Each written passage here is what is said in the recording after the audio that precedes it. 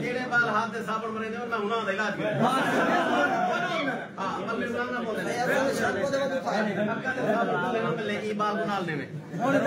हां सीनियर नाल हकीम साहब राजा नू संपत्ति ठीक ठीक हकीम साहब पिछले बंदे दी काम सुना करी जनाब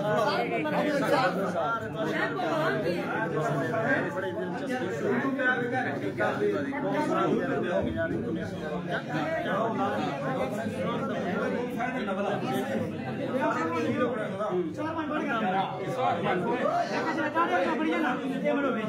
बंदा मिलना है कितने किलोमीटर तो आया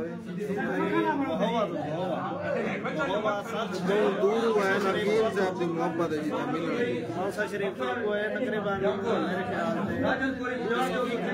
से 220 किलोमीटर सफर करके है ना हकीम साहब की या मसाल है बुलेरे बादरा ठीक है शादी भाई का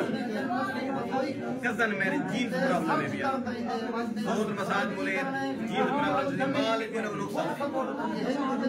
तो मेरे बुलावा ठीक थी मतलब भाई खत्म है अगर जीन जेनेटिक प्रॉब्लम है तो ठीक है मेरे जिम्मे दी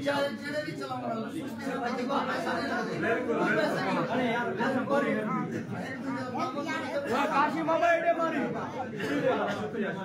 अमजद बदोई कितना है भाई अमजद बदोई को सल्लो